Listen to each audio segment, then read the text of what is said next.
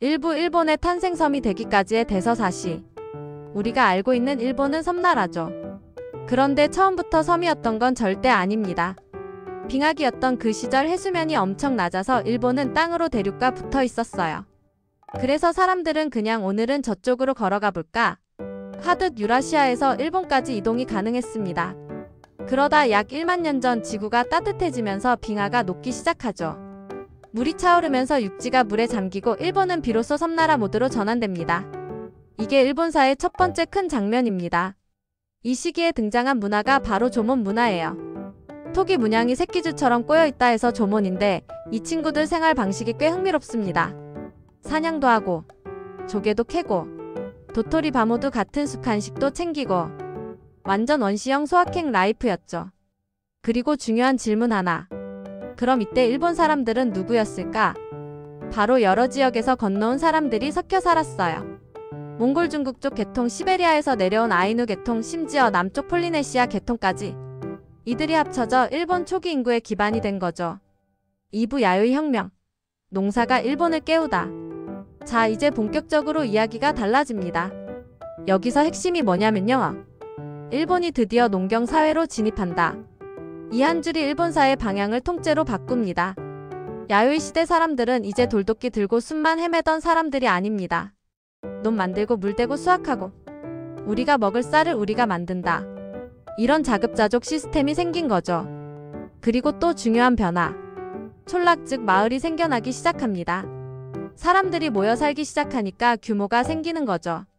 특히 규슈 지역에서 벌어지는 변화들이 일본 전역으로 퍼져나가며 일본은 슬슬 부족 국가 단계에 들어갑니다.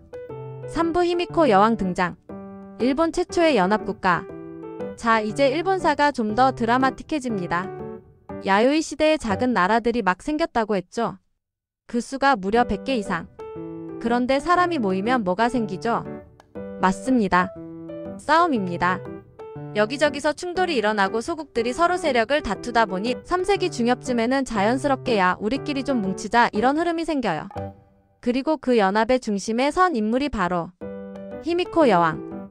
그녀가 이끌던 국가는 야마타이. 중국 기록 삼국지 위서 동의전에 아주 자세히 나옵니다. 특히 조조의 아들 위나라 조비에게 사신을 보내 외왕 친위대장 같은 직함도 받아요.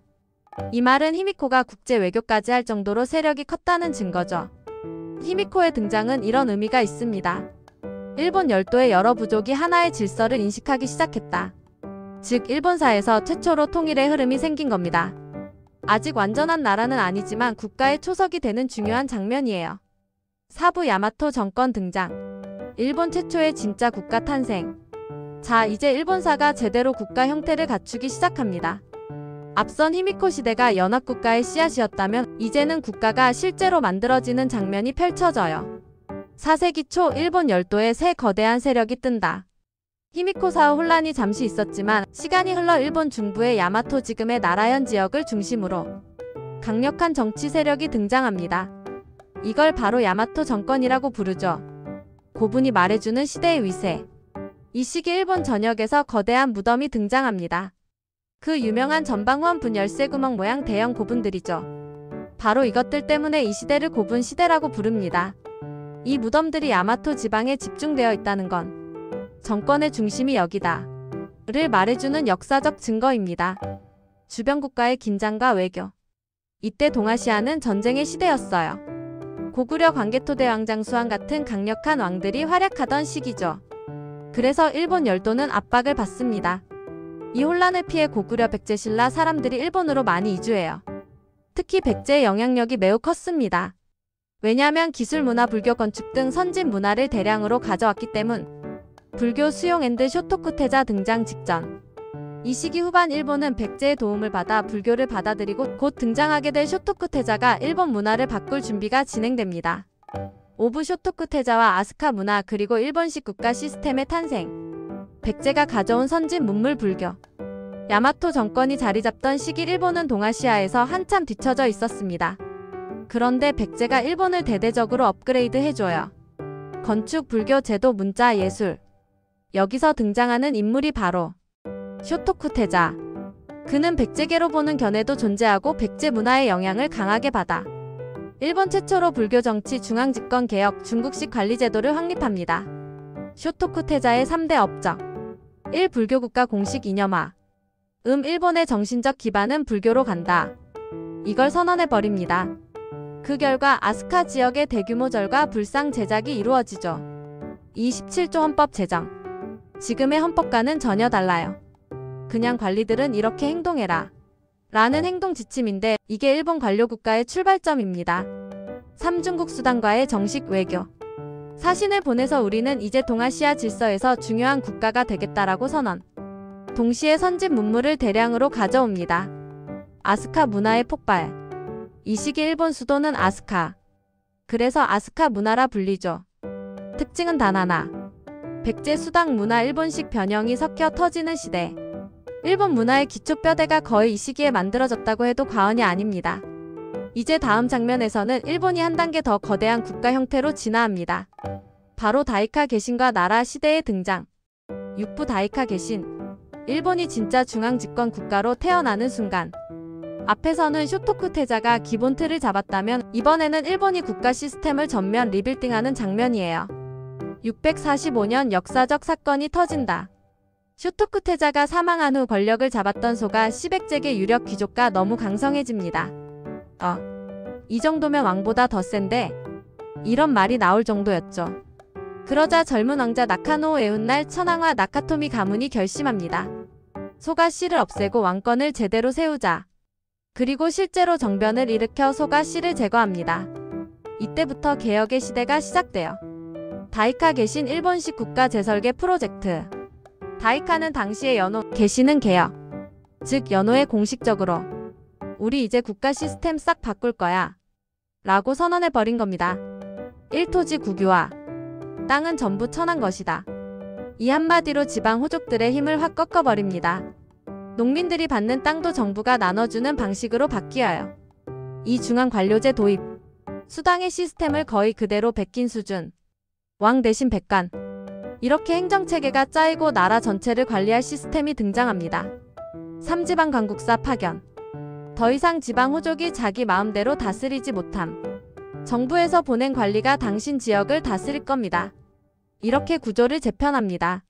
4. 조세군령 노역의 체계화. 백성이 낼 세금 부역 군사 의무까지 국가가 정확히 규정합니다. 말 그대로 근대 이전 일본에서 가장 근본적인 시스템 개편입니다. 왜 이게 중요하냐면 여기서 일본의 국가 운영 방식이 400년 뒤 메이지 유신까지 계속 이어지는 기본 뼈대가 됩니다. 그리고 이 개혁 덕분에 일본은 다음 단계 나라 시대 라는 일본 최초의 본격 율령 국가 시대로 들어가게 돼요. 7부 나라 시대의 탄생. 일본 최초의 완성형 국가가 모습을 갖추다. 710년 일본은 수도를 만든다. 헤이조쿄. 다이카 개신 이후 일본은 중국식 국가 모델을 본격적으로 실험합니다. 그리고 710년 일본 최초의 계획 도시 수도가 등장합니다. 바로 헤이조쿄, 지금의 나라. 그런데 여기서 중요한 포인트 하나. 이 도시의 구조가 당나라 장안성을 그대로 베낀 수준입니다. 오히려 더 중국 같고 덜 일본 같았어요.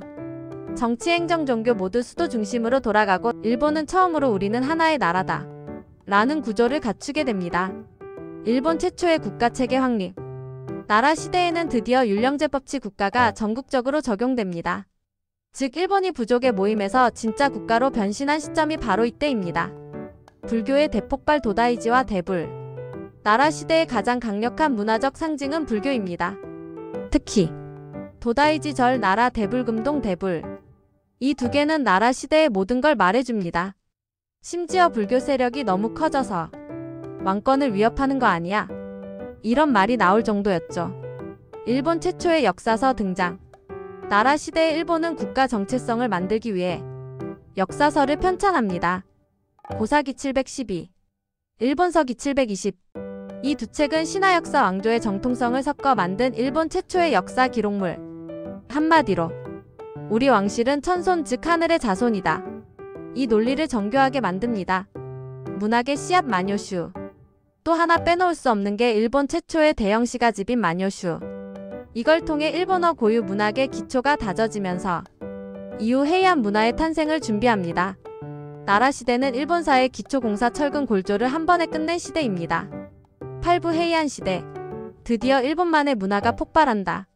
자, 이제 일본 역사가 완전히 새로운 국면으로 들어갑니다.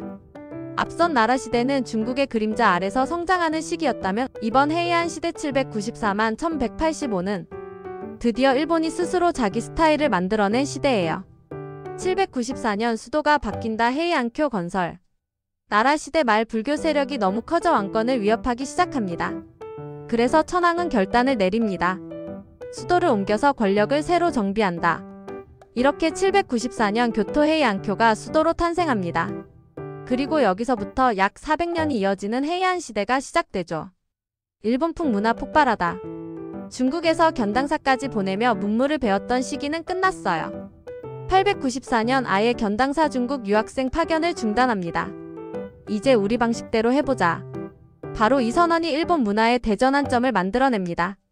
가나 문자 탄생. 한자를 일본식으로 바꾼 음절문자입니다. 덕분에 일본어 문학이 대폭발합니다. 귀족들의 섬세한 취향 문화, 와비사비 우아함 감성 계절미, 이런 일본 특유의 미학이 이 시기에 태어납니다. 주색향 패션의 귀족 세계, 현대 감성으로 말하면 디테일 장인들의 시대, 화장 의복 연애 시집기, 귀족 사회가 하루 종일 문화생활만 합니다. 일본 문학의 클라이맥스. 헤이안 시대는 일본 문학사의 절대 황금기입니다. 대표작 두 개는 반드시 기억해야 합니다. 1겐지 모노가타리. 세계 최초의 장편소설 무려 여성 작가 무라사키 시키부. 2 마쿠라 노소시. 세이 쇼나곤이 쓴 에세이. 감성 관찰력의 끝판왕. 이 두 작품은 지금 기준으로도 명작이에요. 정치는 점점 망가집니다. 문화는 꽃피는데 정치는 점점 실종되기 시작합니다. 왜냐면 귀족 가문 특히 후지와라 씨 딸을 천황에게 시집 보낸 뒤 우리 외손이 왕이니까 실제 권력은 우리가 잡겠다 라는 식으로 섭정 정치를 펼치죠. 천황은 존재감만 남고 힘은 사라집니다. 그런데 지방은 난리 났다. 중앙 귀족들은 연애하고 글쓰고 향 뿌리며 놀고 있었지만 지방은 완전히 별개였습니다. 치안이 약해지고 지방 호족들이 스스로 무장을 시작합니다. 그리고 바로 이 흐름이 무사의 시대 사무라이 시대를 열어버리는 전조가 됩니다. 구부 무사 사무라이의 시대 개막. 가마쿠라 막부 탄생. 지금까지 일본사는 귀족들이 정치하고 문화가 빵빵 터지고 천황이 상징 역할을 하며 흘러왔죠. 근데 이제 분위기 확 바뀝니다. 칼든 사람들이 일본을 지배하는 시대, 바로 무사 사무라이의 시대가 열립니다. 왜 무사들이 등장했나? 헤이안 귀족들이 수도에서 연애하고 신화 쓰고 향이나 피우고 있을 때 지방은 완전히 다른 세계였습니다. 치안은 무너지고 도적대가 날뛰고 농민들은 보호받지 못했죠. 그러니까 지방 호족들이 생각합니다. 국가가 지켜주지 않으면 우리가 스스로 지켜야지. 그리고 무사 사무라이들이 등장합니다. 이들의 역할은 단 하나. 주군의 땅을 목숨 걸고 지킨다. 이게 나중에 일본 전체의 정치 시스템이 됩니다. 겐페이 전쟁 일본판 왕자의 게임. 헤이안 후반 두 거대 무사 가문이 부딪힙니다. 헤이케 겐지. 이 둘의 싸움을 겐페이 전쟁이라고 해요.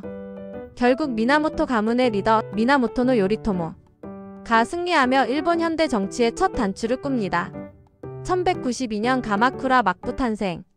요리토모는 수도 교토가 아닌 가마쿠라에 정부를 세웁니다. 일본 최초의 막부. 막부란 원래 쇼군이 지휘하는 군용 텐트 본부이라는 뜻. 그런데 이것이 그대로 군사정권 실제 정부가 됩니다. 즉, 천황은 상징, 쇼군은 실권. 이 구조가 바로 일본 특유의 이중 권력 시스템입니다. 가마쿠라 막부의 특징.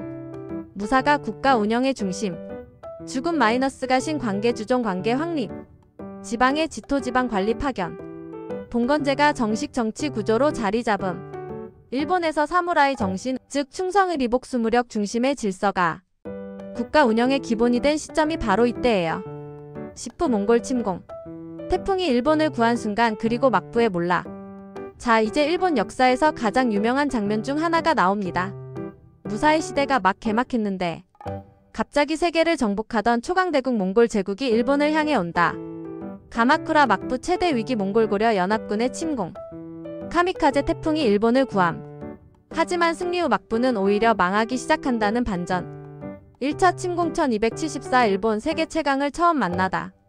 이름도 무서운 원나라 쿠빌라이 칸. 그가 고려에 명령합니다. 일본 정벌 준비해라. 그렇게 해서 원고려 연합군이 일본 규슈 북부 하카타만으로 들이닥칩니다. 일본이 밀립니다. 진짜 위험했어요. 그런데 갑자기 태풍이 몰아쳐 몽골 함대를 쓸어버립니다. 일본은 살아남습니다. 이때 일본인이 처음으로 말한 단어가 바로 카미카제 신의 바람입니다. 2차 침공 1280일 더 큰 군대 더 큰 위기. 쿠빌라이 칸은 포기하는 타입이 아니었습니다. 이번엔 진짜 끝장낸다. 그래서 병력 규모를 1차보다 23배로 늘립니다. 여러 날에 걸쳐 일본을 공격하면서 일본은 지옥을 봅니다. 그런데 또 태풍이 온다. 정말로 또 2차 대태풍. 몽골군은 거의 전멸합니다. 일본은 다시 살아남습니다. 그리고 카미카제 전설은 일본인들의 정신 깊숙이 각인됩니다. 신이 우리를 지켜주는 나라다. 그런데 승리했는데 왜 막부는 망하기 시작할까? 여기서 반전이 등장합니다. 몽골군과 싸우긴 싸웠는데 전쟁에서 얻은 땅이 없습니다. 즉 보상할 전리품이 없어요. 무사들은 목숨 걸고 싸웠는데 막부는 줄 게 없습니다. 그래서 무사들이 이렇게 말하죠. 아니 우리가 왜 너희에게 충성해야 하지? 이때부터 가마쿠라 막부는 서서히 무너져 갑니다. 11부 무로마치 막부 등장. 그리고 일본을 뒤흔드는 전국시대의 서막. 가마쿠라 막부가 몽골 침공 이후 흔들린다고 했죠. 결국 그 빈틈을 파고든 새로운 세력이 등장합니다. 가마쿠라 막부 결국 무너진다. 몽골 침공 이후 보상 문제 재정 파탄 때문에 무사들은 막부 필요 없음 분위기로 돌아섰습니다. 그런데 이 혼란을 정면 돌파한 인물이 있었으니 아시카가 다카오지. 처음엔 막부 편이었는데 갑자기 태세 전환. 천황님 제가 가마쿠라 막부 무너뜨릴게요. 그리고 실제로 1333년 가마쿠라 막부를 박살냅니다. 하지만 천황과 충돌. 막부는 무너졌지만 문제는 끝이 아니었어요. 천황은 이렇게 생각했습니다. 좋아, 이제 우리 왕실이 직접 나라를 다시 다스리겠어. 근데 아시카가 다카오지는 제가 하고 싶은데요. 결국 양쪽이 제대로 싸웁니다. 일본이 둘로 찢어지는 남북조 시대 1336만 1392. 천황이 2명이 되는 사상 초유의 상황. 북조 아시카가 지원.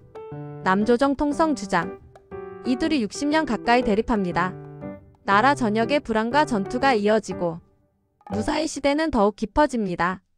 무로마치 막부 태동 교토 무로마치 거리에서 이름 다운. 아시카가 다카오지는 결국 승리하여 무로마치 막부를 세워요. 이 막부는 군사 정권이지만 가마쿠라 막부보다 귀족 문화 중국 교류에 열려 있어서 문화적으로 꽤 화려했습니다. 그런데 문제가 있었죠. 아시카가 쇼군은 힘이 약하다. 여러 다이묘 영주들을 제대로 제어하지 못합니다. 지방에선 세력 각축전 폭발. 쇼군이 통치 못하는데 그럼 우리가 알아서 할게. 결국 이렇게 서서히 일본은 통제 불능의 전쟁 시대로 돌입합니다. 전국시대의 문이 열린다. 무로마치 중기 이후 각 지방 다이묘들이 서로 싸우기 시작합니다. 일본 전체가 왕자의 게임처럼 흘러갑니다. 그리고 이 시대의 끝에서 오다 노부나가, 도요토미 히데요시, 도쿠가와 이에야스라는 일본 3대 영웅이 등장하게 되죠. 12부 전국시대 대통일 노부나가, 히데요시, 이에야스, 일본을 하나로 묶다. 즉 일본을 통일로 이끈 영웅들이 등장합니다. 오다 노부나가, 도요토미 히데요시, 도쿠가와 이에야스. 오다 노부나가 전국시대 판도를 뒤집은 혁명가. 자, 먼저 등장하는 사람이 바로 오다 노부나가입니다. 이 사람 스타일은 간단합니다. 전쟁은 속도다. 그리고 총은 미래다. 실제로 노부나가는 서양에서 전래된 조총 총포를 적극적으로 사용해 전쟁 방식을 완전히 갈아엎습니다. 예 나가시노 전투. 일본 최초로 총열 3줄 사격 전술을 도입해 다른 다이묘들을 박살냅니다. 또한 상인 우대 새 경제정책 정치 관습 파괴. 이런 개혁까지 밀어붙이며 전국 통일의 70%를 이뤄냅니다. 하지만 부하 아케치 미츠히데의 배신으로 혼노지에서 죽음을 맞이하며 대업의 완수는 못합니다. 도요토미 히데요시 농민 출신에서 천하를 움켜쥔 사나이 노부나가의 뒤를 이어 혼란을 정리한 인물이 바로 도요토미 히데요시. 여기서 반전. 이 사람 출신이 농민입니다. 사무라이도 아닌데 일본 역사에서 가장 높은 곳까지 올라간 인물. 즉 전국시대의 난장판 질서를 한 번에 싹 정리합니다. 하지만 한 가지 치명적 실수. 임진왜란 1592만 1597 조선명과의 대전쟁을 일으켜 일본 경제와 군사에 큰 타격을 남기고 죽습니다. 도쿠가와 이에야스 장기 안정의 시대를 만든 최종 승자 히데요시가 사라지자 권력을 둘러싸고 세력 싸움이 벌어집니다. 그 절정이 바로 세키가하라 전투 1600. 이에야스가 승리하면서 일본의 진정한 최후 승자가 됩니다. 1603년 그는 에도 막부를 세웁니다. 이 막부는 무려 250년 넘게 일본을 안정시키죠. 메이지 유신 전까지 지속, 즉 전국시대의 혼란을 끝내고 일본 역사상 가장 안정적이고 평화로운 시대를 만든 인물입니다. 일본 대통인 3인 요약, 오다 노부나가 질서 파괴 혁신 판도 뒤집기, 도요토미 히데요시 일본 완전 통일 제도 정비, 도쿠가와 이에야스 장기 안정체제 구축에도 막부. 이 세 사람의 릴레이 덕분에 일본은 전쟁의 땅에서 근대 일본을 향한 준비된 국가로 변모합니다. 지금까지 일본의 역사 메이지 유신 전까지를 다루어 봤습니다. 시청해주셔서 감사합니다.